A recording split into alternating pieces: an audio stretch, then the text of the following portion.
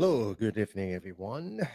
This is Melvin here from the Melvin Live Show. So, how's everyone doing? Mm, today it's a productive day for me. Well, really, you know, just got so much done.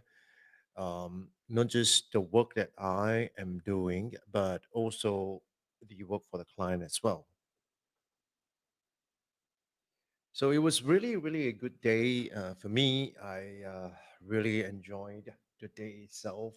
Um, and so today I want to talk to you about the idea of replicating yourself and how I have successfully managed to replicate myself. So I just want to give you a little bit of a background here. Is that when it comes to replicating yourself, I think many of us would want to be in that situation whereby you can really replicate yourself because sometimes you find that you want to be in more than one places at the same time, right? I mean, very often, especially for us as trainers, speakers, consultants, sometimes we hope that we can be more than one places at the same time because sometimes we may be booked at an event, and because of that we are not able to be present at another place at the same time. And quite often sometimes that would mean that we would actually have to give up some of the commitments, and because of giving up some of the commitments itself, it will also inevitably lead us to not being able to get the job, right? And so the whole premise behind this is that we want to be able to um, you know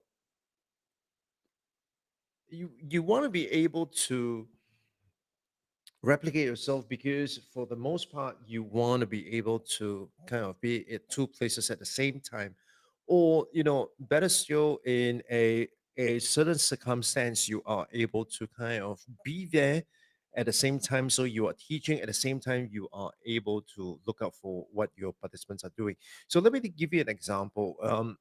Sometime this month I will be conducting a virtual seminars for a group of about 38 school staff developers. This is I think the 15th time that I have done, if I'm not mistaken, the 15th time that I've done this sessions for the school staff developer at the Academy of Singapore Teachers.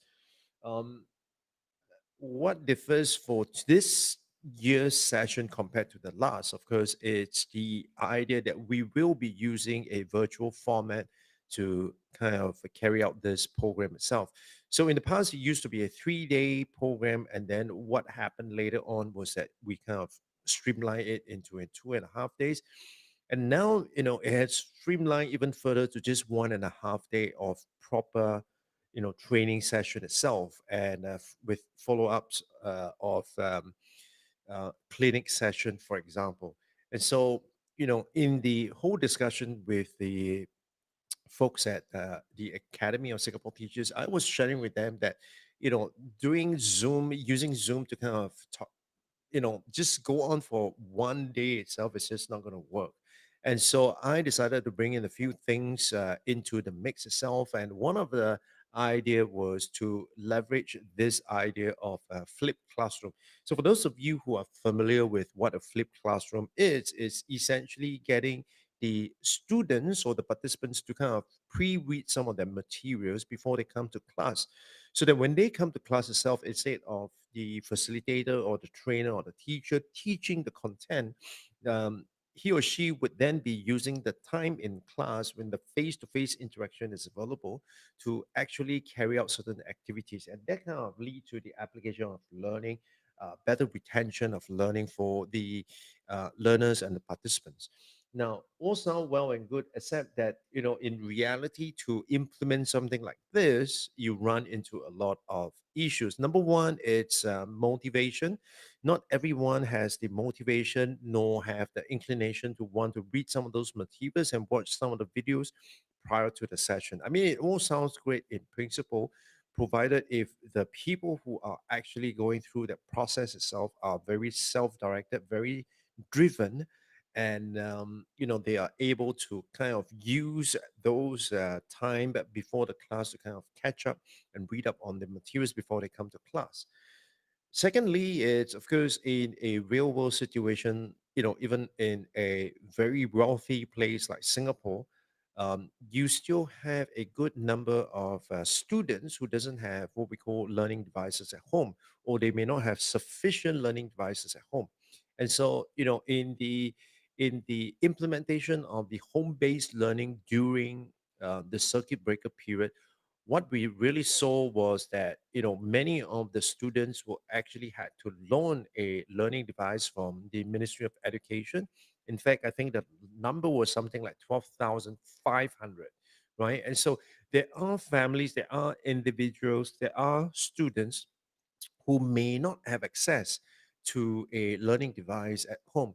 And even if they do have a learning device at home, probably it's just one device shared by many of their siblings. And so that makes learning tremendously challenging, right? And in addition to that, I also know some schools in my interaction with them that there are schools that bought headsets for their students, because if you have two child sitting side by side doing, the home-based learning itself, it's just not possible for both of them to have the speakers on, and it's going to interrupt the other person. Now, of course, there are even more extreme cases whereby I know of students who do not even have basic things like chairs and tables at home, and the school would actually have to procure some of those chairs and tables for the students, right? I mean, it all sounds like something that you would find in some of the um, third world country itself, but very much in Singapore itself, we still do have such cases. Of course, there are a few with first world problem, like talking about bandwidth, which isn't enough, and I mean, yeah. So, anyways, you get the point. So, the key idea here is to leverage this idea of flipped learning. But like I said, there is a limitation in terms of how much you can implement. And so, in my past experience itself, one of the main thing really is the lack of motivation and the lack of inclination of the learners themselves to want to pick up this material and learn them on their own and read them on their own and watch their videos and do the assignment before they come to class. It is what it is. So what I've decided to do with this group of school staff developers is that we are going to be implementing a way to kind of duplicate myself. And so what's going to happen is I'm going to do pre-recorded sessions, and during the session itself, the workshop itself, I'm going to play those pre-recorded sessions.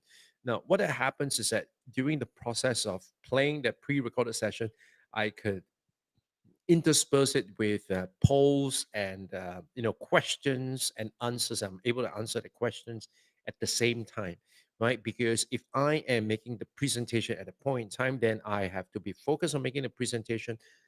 I cannot take my eyes off the fact that I'm looking at the slides, and then I have a problem with not being able to understand or to feel the pulse of the people who are going through the process itself. So That is something that we're going to do.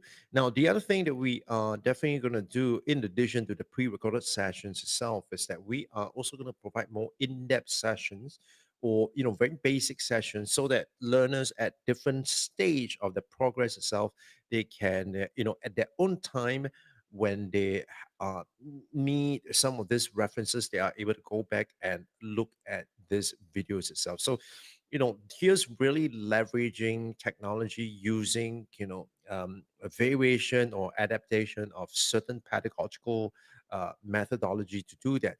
Now, all that said and done, what about on the live stream? How do you replicate yourself on live stream? Now, right now on live stream itself, for example, I am looking at a few things at the same time. So in case you are thinking about getting ahead in 2021, especially looking at live streaming, you want to make sure that you check out this A to Z guide, because this A to Z guide, what's going to happen is that every day I'm going to send out a chapter to you into your inbox, and you will get each chapter a day for 26 days. So in within each chapter itself, it's a few pieces of curated information that I've gathered. I would also present to you my own insights and my own interpretation of what's going on. And at the same time, I will also provide you with some kind of a checklist or a worksheet to help you, go further into what you want to do on your live stream itself. So all this is for free at this point in time. So if you want to make sure you grab this opportunity, sign up below. The URL is livestream.rock. So make sure you sign up. And you will get the A to Z guide delivered to you in your inbox. All right. So that's something that you definitely want to take advantage of. So how does the live streaming play a part here in terms of replicating myself? So, as I alluded to the idea of creating digital assets long time ago, the whole idea is that I want to be able to codify my tacit knowledge because of the experience, the expertise, as well as the work that I've done with organizations, schools, brands, international companies. All this information, what I want to do, it's right now, it's all residing in my head. And until and unless I'm able to codify them, so it will always require me to be around in order to deliver that. So whether I'm delivering a speech, or I am giving a talk, or I am speaking at a conference, for example, right? I need to be there. And the problem with that model itself is that you cannot replicate yourself. You can't be at two places at the same time. And so the core idea with digital assets is really to be able to use a medium, and use a medium that is not just entertaining, but also fascinating, also interactive. And live stream is definitely the way to go. So in case so any one of you who have had used live stream in your business, please leave your last video that you made in the comments below, because you know we all want to check out your live stream. And if your live stream is something that we are all interested in, and I say we, I'm representing my network, right? My Especially my network on LinkedIn itself. If it's a topic that we are all interested in, then definitely what we're going to do is we're going to subscribe, we're going to follow you in your live stream. So coming back to live streaming, and the whole idea about creating videos is that you want to be able to codify your knowledge, you want to be able to codify what's tacit, and to be able to put it down into a format whereby people can consume independent of you. In other words, after I'm done recording this video itself, after I'm done streaming, this all goes into YouTube, right? And YouTube becomes my archive. And through that platform itself, because it is going to be optimized for video keywords as well, what's going to happen is that, when people type in certain keywords looking for certain videos, they will be able to find it in the search results. What that means is that, 6 months from now, 2 years from now, Even I have some videos as far back as 4 years ago that I've created. They are still getting traction. They're still being watched by people. People are still watching them. People are still searching for them and finding them, and listening to what I have to say. And that is a great testimony of creating digital assets. You just have to work hard once, and then automate the rest of it, right? So the key idea here is that once you've created the video, once you've created your digital assets, you can use it over and over and over again. So you can use it for three, the three levels. First, you can use it to create awareness of your brand, awareness of who you are, awareness of your you know existence, and what is it that you can contribute to the entire ecosystem itself, right? Secondly, you can use the same digital assets to kind of generate interest in what you have to do, right? Like over the last couple of days, I do have people who have interacted with me with follow up on DM, and we are exploring what are the some of the things that we can do together. So those are amazing, amazing ways of actually getting in touch with people and taking things to the next level. And of course, from time to time, I will be putting up some content that is more promotional, because I have an online course, or I have a community, or I have a newsletter that I am sharing with all of you. And so that's when I'm putting it out as a promotional piece itself. So the way that you do this is that once you have done all this, you would then be able to leverage all this digital assets and use them to kind of work for you over and over again. So it's not just replicating, it's not just making a copy of yourself, but making tons and tons and tons of copy. So the more videos you make, the more videos you live stream, for example, it's definitely going to work in your favor, provided if you know how to do it well. So if you want to know how to do it well, and you would want to be able to take advantage of live streaming, definitely checked out this definitely checked out this A to Z guide, because this A to Z guide is going to take you all the way from zero to hero when it comes to live streaming itself. All right. And so that is the thing. So if you found this video to be really useful, make sure you give me a thumbs up on the video itself. In addition to that, if you can, leave me a comment, say hi. That means a great deal to me, right? Whether you are watching this live or you are watching this on the replay. So for those of you watching this on the replay, you know, go ahead and still leave your questions if you have any about live streaming. Just leave it in the comments. I will read all your comments, and I will answer them when I get the chance to. Right. And in case you haven't already, I'd like to invite you to subscribe, right? Subscribe to my YouTube channel. All you need to do is just type in melvin.tv, and then the subscribe confirmation button will appear. Now you can choose not to subscribe, if this is not something that it's of interest to you, and that is cool, right? We're cool.